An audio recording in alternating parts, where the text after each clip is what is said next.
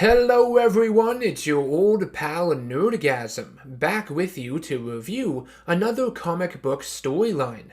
Today's video will be on The Death of Superman, from late 1992 to early 1993, written by Dan Jurgens, Louise Simonson, Roger Stern, and Jerry Ordway, with artwork by Jurgens, and also Jackson Guice, Tom Grummett, John Bogdanov, and Brett Breeding. The Death of Superman is one of the most iconic and controversial superhero stories ever published. There was a lot of press coverage about it in mainstream media leading up to its release. The thought of killing Superman, one of the most beloved fictional characters of all time, felt like blasphemy to a lot of people, and when the Man of Steel was revived several months afterwards, a lot of readers who read The Death of Superman felt a bit betrayed by the publishers, tricked, manipulated. And I think most of these people were members of the mainstream audience, the ones that believed Superman was going to stay dead, the ones that bought the specific issue in which he died, Superman Volume 2, number 75, solely for the fact that they thought it was going to be worth a lot of money down the road and become a rare collector's item. Newsflash, it wasn't. So many issues were sold that it just diminished its overall value. But its incredible sales figures didn't stop publishers from trying to recreate this lightning in a bottle and release as many first edition, holofoil cover, and other likewise gimmicked comic issues as possible to cash in on these mainstream buyers. It was one of the contributing factors which led to the comics crash of the mid to late 1990s. Too many comics were being made and not enough people were buying them. It was that simple. Anywho, let's finally discuss the death and return of Superman. I will be breaking up my comic review into two separate videos, the first of which will look at his death, as well as the immediate aftermath, and the second will dive into the reign of the Supermen, as well as Superman's eventual rebirth. First up is the death of the Man of Steel. This comic's existence has been viewed as a simple cash grab by many, which I guess it was to some degree from a marketing standpoint, but it's still a damn good Superman story regardless, one I feel a lot of people overlook and even completely disregard for the reasons I previously mentioned, which is unfortunate. The Death of Superman storyline would introduce the villain Doomsday, one of my personal favorites in the DC universe, rather than attack Superman through some sort of manipulation or the use of planetary weaknesses, such as kryptonite for example, like a lot of his other villains. Doomsday targets the Man of Steel solely through his physicality, provides a counter to his own strength and superhuman abilities. The comic starts with the creature breaking out of some kind of underground bunker, violently and unrelentlessly punching through its walls, tearing through the knuckles of its containment suit, revealing spiky protrusions on its hands. When it escapes, it interferes with the serenity of nature, crushing a small bird in its hand, breaking the neck of a curious deer, and leveling an entire forest without the need of a chainsaw. Doomsday is a being that is single-minded, a creature based on instinct alone. It views everything it comes in contact with as a threat. The comic labels it as hate, death, and bloodlust personified. In many ways, it's a survivor, having the ability to react and adapt to whatever is sent its way, any attack being dealt to it. It grows stronger and more resilient the longer the battle lasts, making it the ultimate challenge for Superman, and a fitting and believable catalyst leading to the hero's untimely death. The immense power, speed, and instinctual thought process of Doomsday make it an incredibly proficient and adept villain. It doesn't waste any time with what it is doing, attacking without remorse, and within this story, easily taking out the entirety of the Justice League International, with one arm tied behind its back for the vast majority of the battle. Superman would of course arrive to confront the creature, and all of the heroes combine their abilities in the hopes of stopping its path of destruction. The attacks are futile, though, as Doomsday seems to be growing stronger and stronger with each and every blow. The members of the Justice League are all incapacitated by the monster, some near death, and it's up to Superman to take on Doomsday alone. Their epic battle spans half of the country, starting in Ohio, all the way up through New York State, and eventually into the heart of Metropolis. Throughout all of the fighting and destruction, the comic still puts emphasis on Superman saving innocent lives amidst all of the chaos. There are moments where Superman becomes a bit stubborn, fixated so much on stopping Doomsday that he ignores the cries for help from some people, but it's only because, in his eyes, the lives of many outweigh the lives of a few in this instance.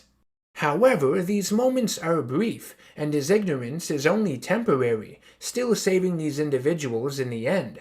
The writers of this story perform an expertly executed balancing act with all of this, and it's something I wish the more recent live-action films featuring Superman would take notes from. This is how you write Superman during a crisis like this, with potentially world-ending consequences, with so many lives on the line. Like the Man of Steel states clearly in this comic, think before you swing. Anyways, the battle between Superman and Doomsday would reach its pinnacle in front of the Daily Planet building. The Man of Steel holds the line here, refusing to let the creature make it any further. At this point in the story, Doomsday's path of destruction had led to the deaths of hundreds of innocent lives, and Superman was willing to die to save the rest of humanity from this monster. Jimmy Olsen and Lois Lane had been capturing images and footage of the battle from inside a helicopter, but it gets to the point that Lois is willing to throw away the story, putting Superman, Clark Kent's life and well-being above everything else. The battle between Superman and Doomsday is compared to a boxing match, an unstoppable force meeting an immovable object. Eventually, Superman and Doomsday land devastating blows onto each other. Superman kills Doomsday, and Doomsday mortally wounds the Man of Steel, who dies tragically in Lois Lane's arms. While the death of Superman can be viewed as a publicity stunt, a gimmick put in place to simply sell more comic books at a time when the entire industry was beginning to drastically decline, you still can't deny its impact.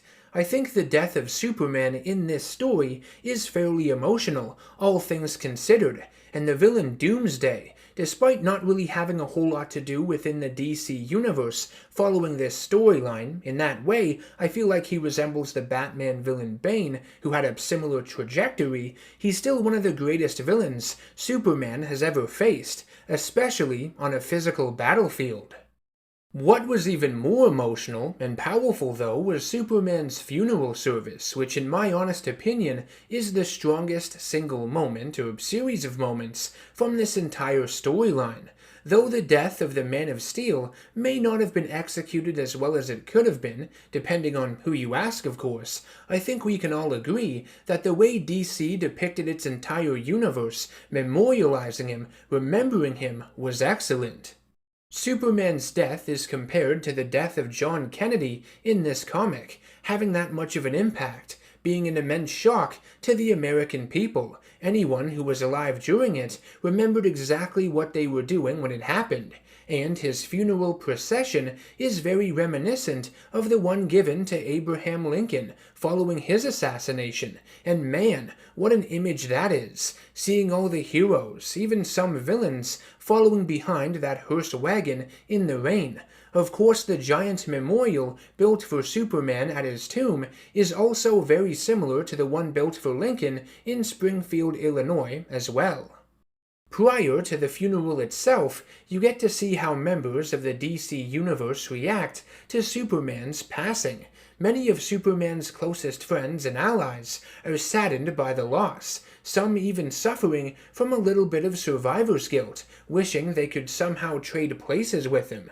The remaining members of the Justice League come together to grieve for their fallen teammate, wishing they could have done more to save him. Before any of you ask where the rest of the League was when Superman was fighting Doomsday, they were simply elsewhere, saving other parts of the world. It is a big place after all. That, and Batman states that if any more of them would have been there, they would have had to bury more Justice Leaguers than just Superman. Lois Lane is hit the hardest, I think, and rightfully so. She has to bear the pain of losing both Superman, the world's protector, but also her fiancé, the love of her life, Clark Kent. The world doesn't know they are one and the same, and she has to carry that burden with her, moving forward. Superman's adoptive parents, the Kents, are also hit pretty hard, especially since they are unknown to the rest of the world, and aren't able to attend their own son's funeral, because only the big shots get to go. It's basically a massive media event. They do make the most of it, though, and bury some of Clark's favorite things in a box, where he had originally crash-landed on their farm, so that's nice. Now, of course, you do get to see the nasty underbelly of all this tragedy, the human leeches and scum that try to exploit and profit off of Superman's demise. Lex Luthor and LexCorp are the ones to pay for Superman's tomb and funeral service. As Lex puts it, if he can't kill the Man of Steel, he's going to make damn sure he is the one to bury him. And crime also skyrockets in Metropolis. The criminals that had feared Superman would appear anywhere at any time to stop them are now far more confident and bold with their criminal activities. Prisoners at Stryker's Island also rejoice over the passing of Superman, excited about their release, being able to essentially do whatever they want when they get out. If any of you were curious as to what happened to Doomsday, his body would be extracted by the secret government agency known as Project Cadmus that specializes in genetic engineering and cloning.